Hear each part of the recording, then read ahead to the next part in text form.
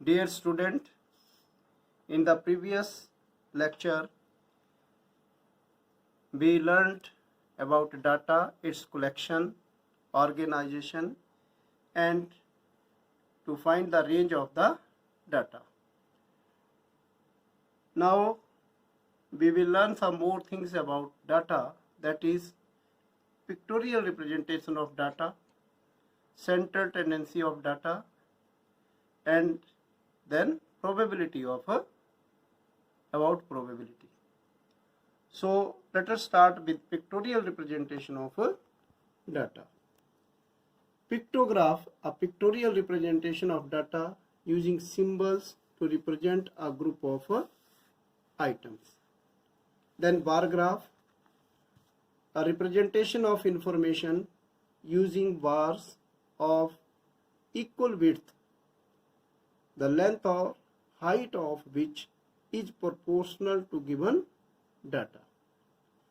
Double bar graph, it is a bar graph which shows two sets of data on the same graph.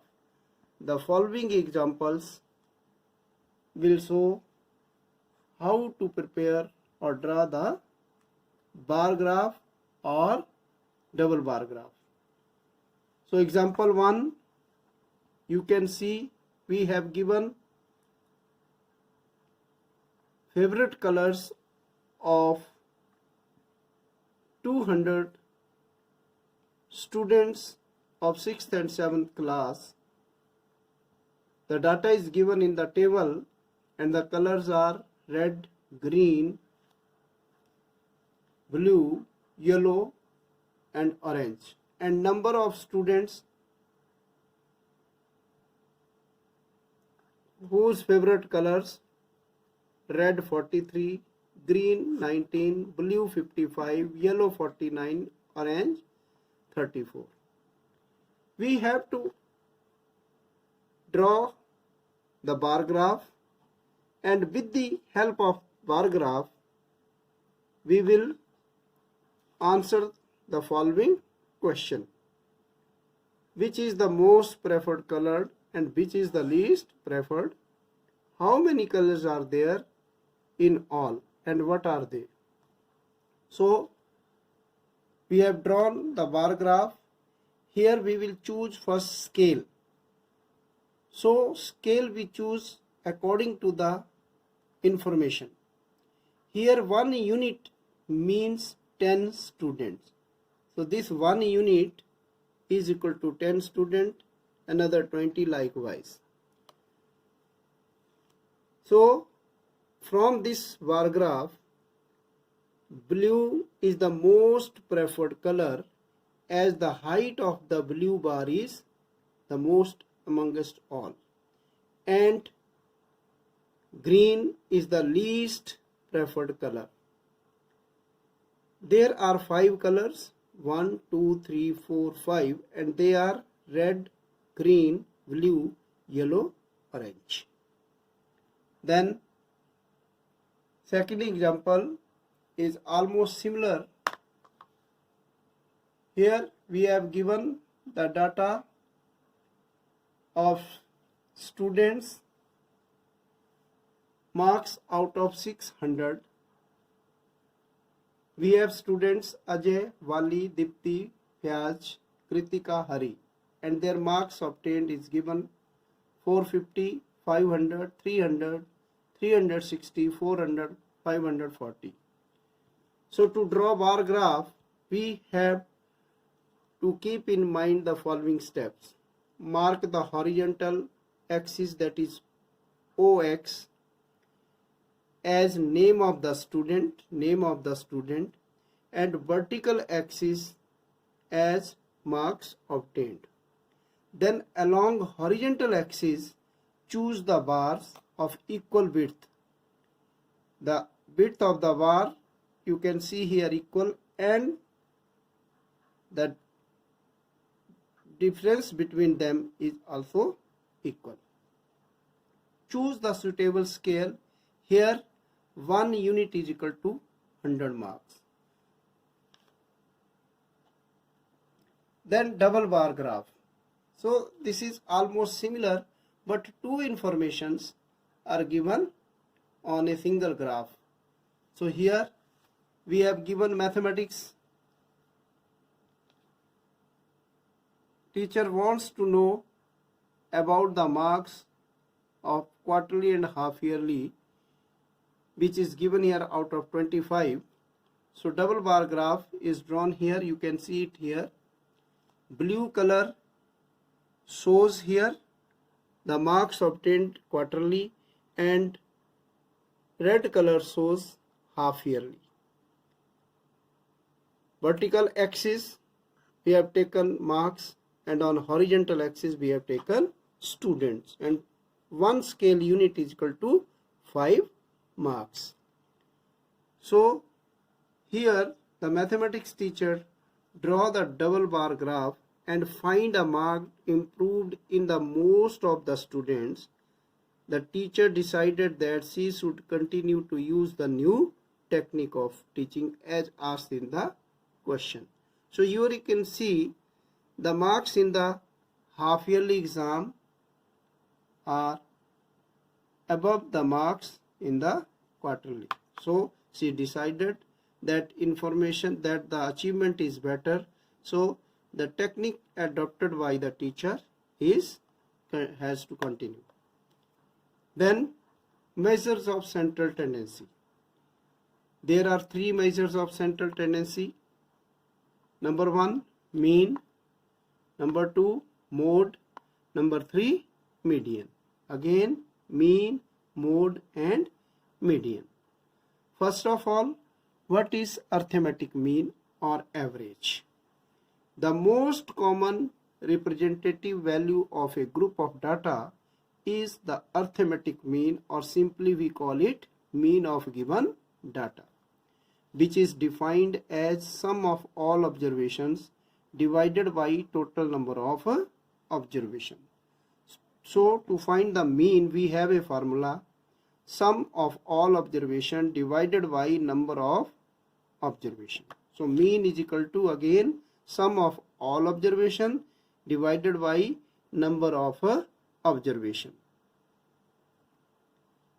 Here you can see in the example, mean of the data collected, we have 5 observations. So sum of 5 observation is 15 and divided by the number of observation, that is 5. So 15 upon 5 is equal to 3. So therefore mean is 3. So in this example we find the mean of the given data 25215. This is another method to find the mean. You can see the example. Here we have given the observation 2, 5, 2, 1, then 5. So now what we did is we make all these heaps equal. So how we make it equal?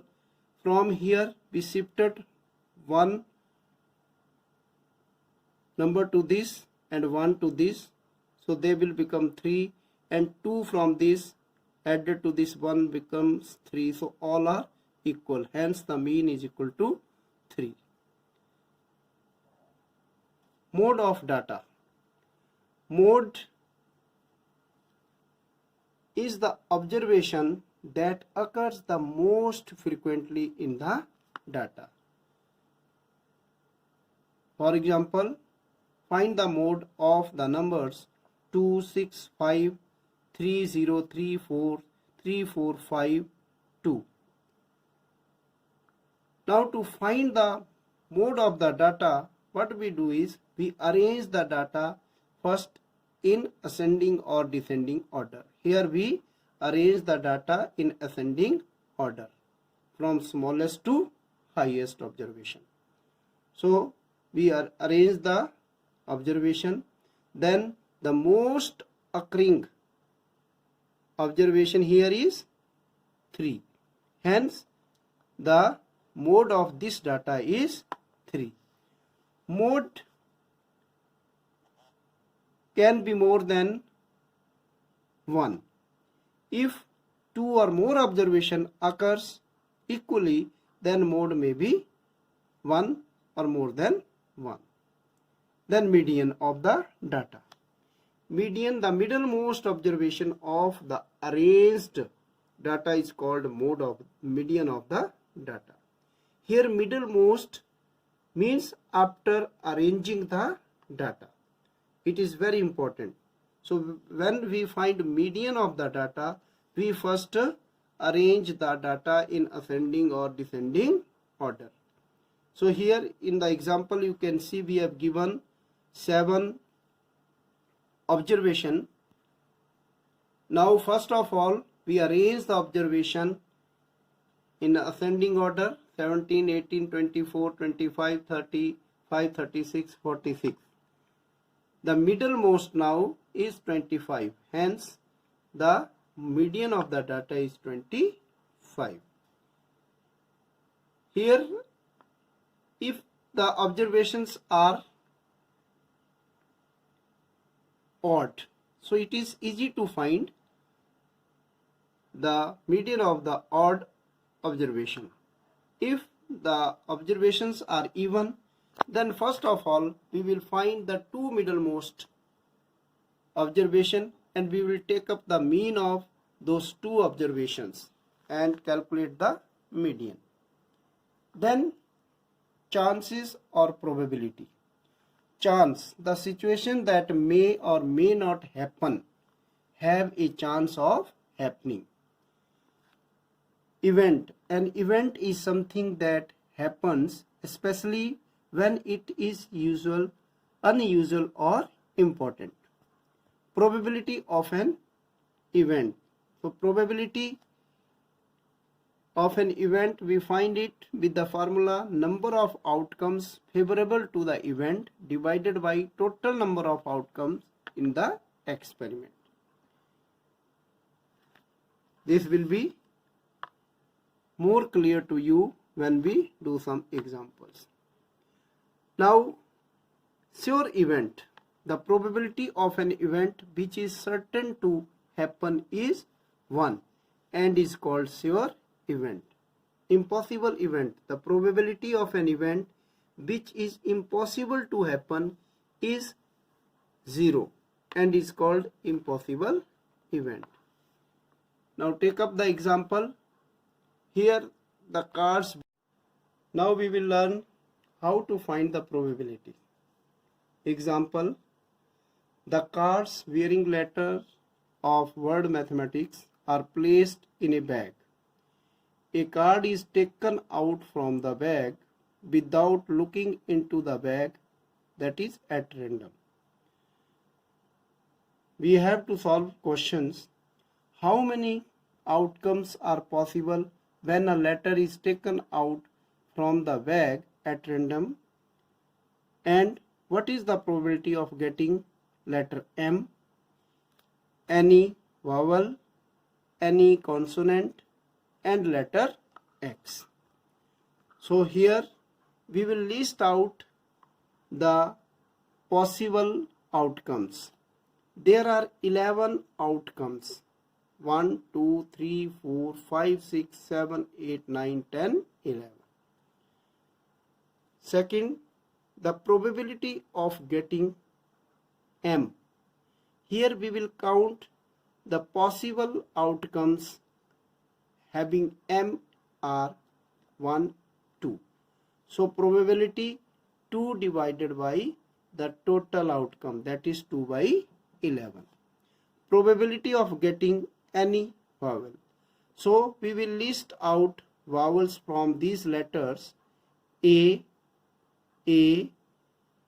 then E, I. So we have 4 vowels.